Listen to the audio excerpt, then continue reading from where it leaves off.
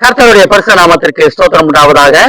இன்றைய ஜீவ வார்த்தை நிகழ்ச்சியை கேட்டுக்கொண்டிருக்கும் அனைவரையும் கர்த்தருடைய பரிசு நாமத்தினால் வாழ்த்துகிறேன், ஆசீர்வதிக்கிறேன்.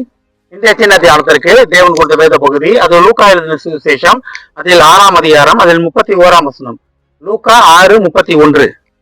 மனுஷர் உங்களுக்கு எப்படி செய்ய வேண்டும் என்று விரும்புகிறீர்களோ அப்படியே நீங்களும் அவர்களுக்கு செய்யுங்கள். இந்த தினம் தேவன் உங்ககிட்ட ஒரு ஆலோசனையாக சொல்ல ஆசைப்படுகிறார். ஆலோசனைன்றதோட ஒரு கட்டளையாக கூட எடுத்துக்கலாம். நம்ம தேவனுடைய திட்டம் அதுதான், தேவனுடைய விருப்பமும் அதுதான். நம்மளோட அதான் முழு வேதமுமே எதை நோக்கி சொல்லி கொடுக்கறதுன்னா இந்த கருத்தை நோக்கி தான் சொல்லி கொடுக்கிறது. நான் அடிக்கடி சொல்லுவேன், முழு வேதமும் ஒரே வசனத்துல சொல்லப்பட்டு விடும் அப்படின்னு. ஒருவரோடு அன்பா இருங்கள், எல்லாமே முடிஞ்சு விடும். அதே போலதான் இந்த ஒரு வசனமும் முழு வேதமும் இதை நோக்கித்தான் நமக்கு சொல்லி கொடுத்து கொண்டிருக்கிறது, இதைத்தான் நம்மளுக்கு போதித்து கொண்டிருக்கிறது. மனுஷர் உங்களுக்கு எதை செய்ய வேண்டும் என்று நீங்கள் விரும்புகிறீர்களோ அதை நீங்கள் அவர்களுக்கு செய்யுங்கள். அதாவது கனம் பண்ணுவதில் முந்திக் கொள்ளுங்கள். படிக்கிறோம் வேதத்துல.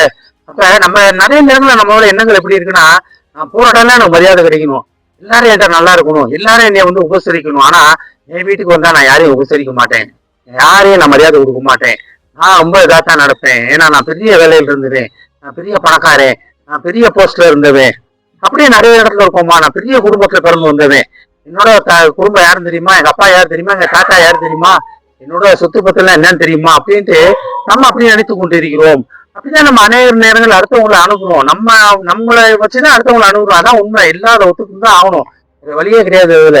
ஆனால் தான் தேவன் சொல்றாரு, நம்ம அடுத்தவங்க நம்மள எப்படி மரியாதை கொடுக்கணும், நம்மளை எப்படி நடத்தணும்னு நினைக்கிறாங்களோ அதை நம்ம முந்தி கொண்டு அவர்களுக்கு செய்ய வேண்டும். அதான் கனம் பண்ணுவதில் ஒரு முந்தி கொள்ளுங்கள் அப்படின்றாரு.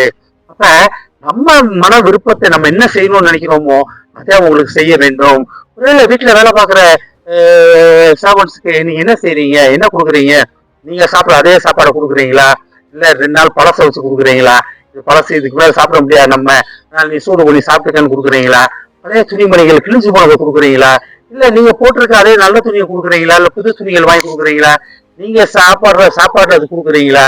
நம்ம எப்படி அவங்களை நடத்துறோம்? உங்க கீழே இருக்கிற வேலைக்காரர்களை, உங்களுக்கு கீழே உள்ள வேலையாட்களை, ஒரு அதிகாரியா இருக்கலாம் நீங்க, உங்களுக்கு கீழே உடன் வேலைக்காரங்களை நீங்க எப்படி நடத்துறீங்க, நீங்க எந்த மாதிரி நடத்துறீங்க? வேலை பழுவுல ஒரு சில நேரம் அவங்களை கண்டிக்க தான் வேணும். ஆனாலும் அது வேற, அவங்களை மனிதனாக நடத்துவது, அவங்களுக்கு மரியாதை கொடுத்து நடத்துவது என்பது வேறு.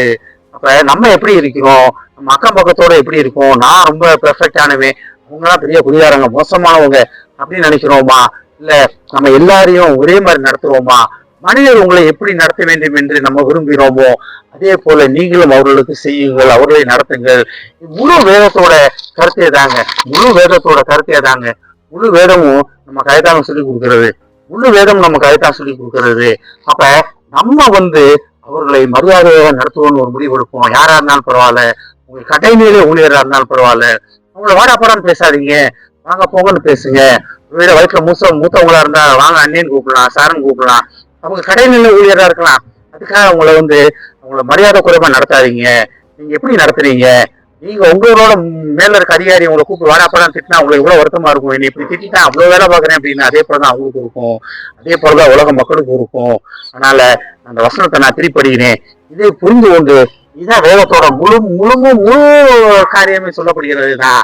வசனம் பாருங்க, என்ன இருக்கு பாருங்க.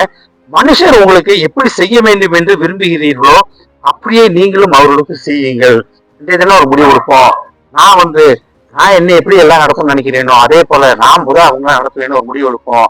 கர்த்தரை கனப்படுத்த, அவங்களை ஆசீர்வதிக்க அவங்களோட காத்துக் கொண்டிருக்கிறார். ஆமேன். ஜெபிப்போம்.